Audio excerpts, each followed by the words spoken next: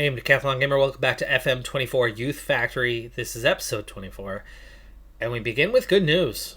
We're in a difficult stretch where it's the January transfer window, where we just got eliminated from the FA Trophy. We're on the verge of getting eliminated from the FA Cup, going up against a championship side on the road in the next round in a couple of weeks. We've got a couple difficult league matches in the next little bit. And because of that transfer window, we've already had the discontent, specifically of Adekunle, who we had right at the limit. His value is up to 375, and we got a 375k offer from Sunderland. Gratefully can turn that down. They're on the verge. He's on the verge. He was very much sad that we didn't take the Sunderland offer. The follow-up to that, a couple of days later, is him going, well, maybe I need to reconsider my options now going forward. But I just had a chat with him following that one, and whew, he said, okay, I can see you're really invested in this. I'll reconsider. Cheers. I'll see you later. We've had a good outcome for a rare situation with these kind of circumstances.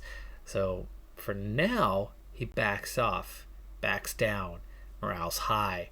He's happy to be here. However, that was the second interaction. Is that separate from the first interaction, or is it a follow-up of that first interaction, of that offer from Sunderland? Meaning, is he happy to stay, or is he just happy from this conversation and still ultimately wants us to accept a deal if a deal comes along? Is this just the free agency thing, as in test the market, not re-sign with the club, or is it something different? At the very least, I think we probably need to try to offer him a contract here, like tomorrow. One day later, checking in about a contract extension for Adekunle, and yes, he is interested in that. Wants a non-promotion release clause, but he does want a minimum fee release clause for higher division clubs of $500,000. That one I'm not okay with. This is the part where we're gonna have to draw that line. I'm okay with the non-promotion. I'm pretty confident we're gonna get promoted. So I like that. That seems to be the, hey, I gotta be playing in League 2 next year. We've got to be in the Football League. I agree 100%. I'm all for that, but not the fee release clause, especially for his $525k. He's worth a hell of a lot more than that. His agent wasn't willing to budge, but if we offer one of the fee release clauses and not the other, because the negotiation option was to eliminate both before, maybe we can get upside on, and we're going to try to see if we can get a 3-year deal out of this while we're at it. I'm not even messing with the money. He wants that clause. Okay with the 2-year deal. Let's offer him a little more money. He didn't want the 3rd year, but if we do contract extension after promotion of an additional year, maybe he'll go for that. And he has. Okay, we've got the deal. We've gotten rid of the single clause. That's big. That's big. Oh, this is a good contract for us. Let's hope we can now hang on to Adekunle, and the Sunderlands of the world don't come a-knocking, and at 400k per year, plus all of these bonuses, and like his value's got to be going up now. I mean, technically, he's already considered a good Sky Bet Championship player. Like, he could step in for them right away. He, at this time, is the best player we have ever had. A 123 current ability is quite a bit higher. I don't think we had topped 110 before. We've got 4 guys above it now, but he's the only one to ever get above 120. Now, we just had a big match. There's a lot of fatigue out there. I mean, we're looking at 6 guys very much in need of rest. I've been rotating them, giving them that rest. Day by day, bit by bit. We've got a big match coming up midweek. We've only got a day or two to get ready for that, so here's to hoping that most of them are ready to play, and we probably will try to play them for that one, but I haven't looked at the calendar to see who else we have coming up. Can we overcommit to the one match and then start resting? Or are we going to have some back-to-backs and have no choice but to start resting now? By the way, 3 of our last 4 matches have been on the road, and we've won 3 of our last 4 matches. It's that FA Trophy match that didn't go so well. But we're on the first of 4 straight road matches. We're on the 4th of 6 out of 7 matches on the road. Really difficult stretch. We just had a really difficult stretch against top teams, but we at least were getting a share of them at home. But all of a sudden, it's just road, road, road, road, road, road, road, road, road, road, road, road, road. Hit the road. Part of that, of course, is the fact that FA Cup 3rd round on the road, FA Trophy 4th round on the road, FA Cup 4th round coming just after our first and only home game for quite a while.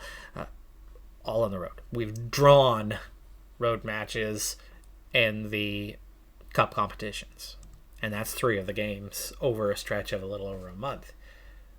But even just in the league, we had games in hand. I think we're starting to get some of those games in hand now back. We just got one of them. So we had games that were pulled off the schedule at some point that we're now getting back, but it's all getting lumped in and making things tough. But Woking on the road, who are currently 4th. Next, Fleetwood will be an easy one, but it's on the road. Welling's an easier one, but it's on the road. Macclesfield won't be easy. It's at home, at least. Stevenage, that's going to be helpful. Yeah, we're getting into our easier stretch until we have Southend United. Again, so many of our big games for the second half are already out of the way. You can see we have 5 left against top 12 teams. That's about it. We only have 4 left against better sides, period. That's a great opportunity to go forward, and this Adekunle thing could really set us up. It's definitely not done yet, though. January transfer window. There's more opportunities. There's more to come, and we definitely still have not bounced back yet from an FA Trophy 4th round loss to Yeovil. Work to do. But yeah, getting through this Woking game is going to be the big key, because this is an away stretch where it could easily get ugly with the Fleetwood and Welling games. If we suddenly lose 2 in a row, and it might not be easy to bounce back. Sometimes getting home is a good way for a team that's been struggling to get their form. But we're not getting home for a while, anytime soon, really. Some minor good news is that our upcoming match with Woking for 4th versus 1st, it's a makeup game. It's one that is one of those games in hand. So even if we don't come away with anything, we're still hanging on to a 6-point lead over Kidderminster. Let's hope we can come away with something. I'm hoping for at least a point from this one. But we've got a lot of fatigue in the squad. We've got a couple guys unavailable entirely. And we're coming off a loss. So this is not going to be an easy road game at all. For now, it is showing a double impact on the Davidson situation. He is still showing he's unhappy about not being able to join Sunderland. But as we've agreed to a contract, maybe once the contract is actually signed, he'll be happy. But for now, we do have to deal with him being at least a bit upset about the situation. And you can see we're carrying a lot of fatigue, resting Kitching, but on the bench, trying to get Webb, but all of our defense is heavy. Kamara will be back soon. Jones will be back soon. So guys like Thornhill will finally get a rest. Our fullbacks will get more of a rest because Rossini is only so good for us, though he is on the bench today. But you can see his ratings have not stood up well this season so far. Woking, 2 wins, 3 draws in their last 5, and us coming off our first loss in a while. Both teams needing to bounce back a little bit.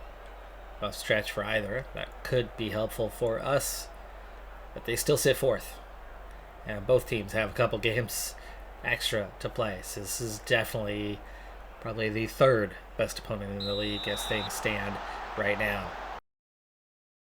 We're the last 2 teams still alive in the FA Cup, so it's a big moment for either. Redknapp wasted opportunity there. Needed to just shield that one to go out. The ball was 0.2 of a second away from being out of bounds, and the guy's 3 steps off. He's not going to reach it in that time. He's going to get 1 step at most before that ball travels out of bounds. That was wasted. Lanahan Penreese, poor play there. Looked like it took a deflection, but no call for that. It's a goal kick. Ratings are not looking high. Fatigue is. We've only played 14 minutes. Webb, Redknapp. Adekunle loses out on that one. And does not make a play to get us the ball back there, but we do get that headed away, and Lanahan Penreese picks it up and gives it away. Another mistake. Not a fan of these early mistakes that we're seeing, as that early cross is cleared away, but only partially. And they're going to get a pretty good look at that one. Looked like it took a deflection, but maybe it was off of one of their players. That ball swung out to Lindo. He's going to recover and get a cross in, and we block Gibson Habbin's shot from close range. Not playing particularly well right now. Again, we are on the road, folks. And they are playing like a home team that means it. And wants all 3 points. Julian, oof. Ball looked like it bobbled there for a second, but he does come out and grab it. 6-1 on the attempts. 7-1 on the attempts. Let's go balanced. Let's set ourselves up as a counter-attacking team for the moment. Moreland, nice interception. Wastes the chance, though. Takes the shot outside of the box and wasn't very close on that one. That was just our second attempt of the game. At least we got one, but still, Redknapp. Second chance, Adekunle, Thornhill, inside to Moreland, and again! Repeat of before. Very similar shot, even higher. Gooney, ball into the edge of the box. Gonna give another chance at it.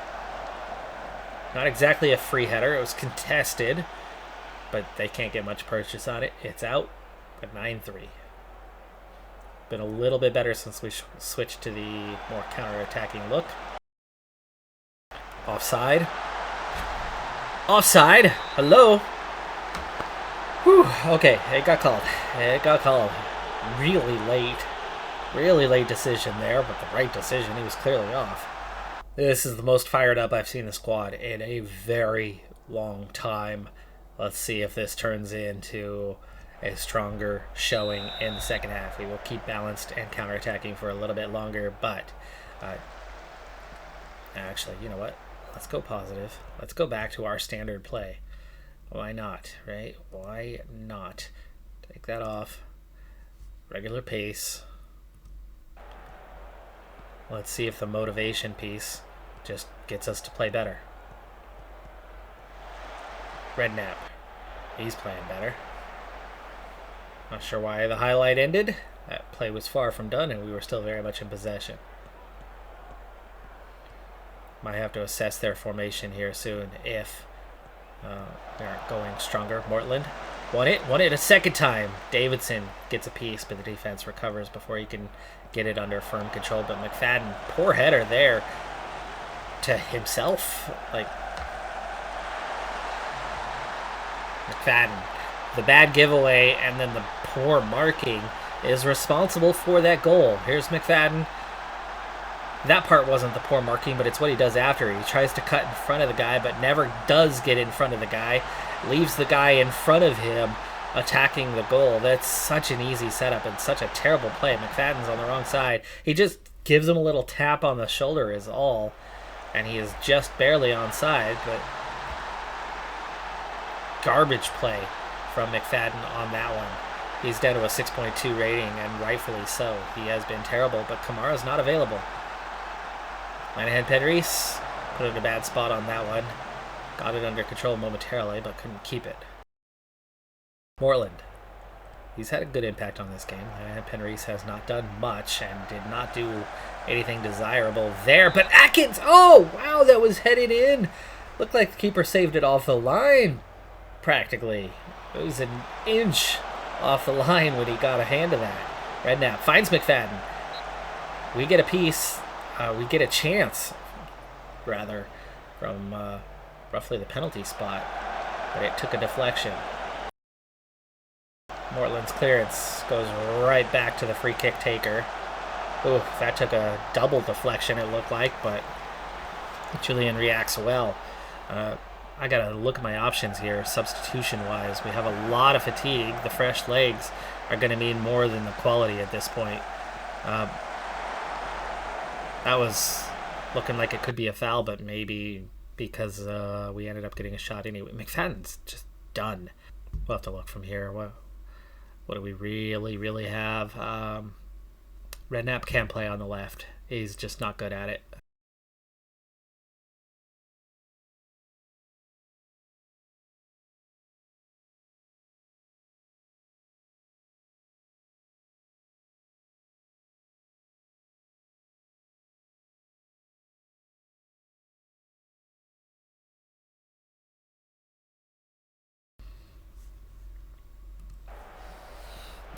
Lineup changes are going to make things a lot more aggressive. So we're going to go attacking now. And there's already an equalizer. Yes. Right back in it. And now we have the momentum as well. We'll go back to positive, but otherwise, Adekunle, nice ball across. And that is in the back of the net by Davidson. Our first shot on goal the entire day, but we do have more XG than they do. That's an injury to Lanahan Penrys. At least we do have Wilkinson available.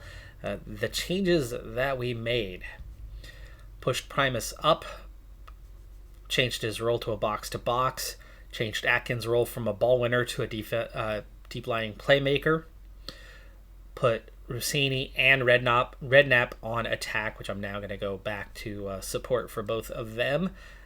Just in case, but we also put Adekunle and Lanahan Penrys at the time from support to attack, and switch to very attacking, back to positive for now. That just about worked out for us to potentially get a point for the day. Can we continue on and snatch more? Thornhill, I do not have a sub for. At this point, if I were to sub him out, I don't. That was our last sub with Wilkinson, so yeah. At the moment, I don't want to waste time because we have the momentum. Another miss there from our left-sided fullback, though this time now on the left is Redknapp as he switched over from the right, giving away a free kick. They are time wasting. Yes, they are. They are afraid. But we've got to make sure we get out of this situation, and we do. Just putting him under pressure into stoppage time. Looks like we might be coming away with a point. A hard-earned point today. Webb gets out of the way. Scrimshaw flashes it across goal, but right in front of Julian, who pounces on it. And it's the final seconds. Hassel. Primus. Come away with a point.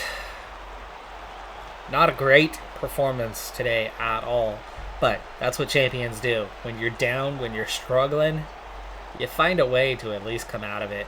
We get one shot on target, but that shot was in the back of the net. They actually put two in the back of the net today, but one of them was very clearly offside, so no threat there. The only concern is, like I said pre-match, I would have been fine with a point today, and with how the match went, a point was good. Yes, we had the possession. We were way more attacking than we did all of our offense in that second half, so we did it in a lot less time, where they continued. Second half was the same for them in terms of their flow XG-wise, but we just finally came alive and got into the game in the second half. The fouls the corners were very much in their favor. Yes, we had the possession, but it wasn't going anywhere. It wasn't doing anything, and the XG only caught up with that big play, with two big plays really, in the second half that got us back in there, and we had two clear-cut chances. They only had one, but still, they deserved the goal they got, and they easily could have gotten a second, so we were lucky on that part. But the big concern is Lanahan Penrys and whether he's going to be okay. Again, that was a game in hand, so we've opened it to 7. We still have another game in hand, along with Woking and Southend United. Oh boy. It's not a good one, folks. Lanahan Penrys out for 5 to 6 weeks if we leave it to the physio, or we start getting into injections. A lot of the matches we have coming up over the next stretch are against teams that are a little bit further down the standings. But it's not going to be easy because it's a lot of road matches over this next stretch. But I think the smart thing to do is to get him back sooner rather than trying to have him play through this. So we are going to leave it to the physio. This is just going to make this stretch a bit tougher. I mean, we're down Lenihan, Penreese, already down Kamara and Jones, and have been for quite a while, though they are coming back soon. I say it hasn't been that long. I mean, it was just earlier this month.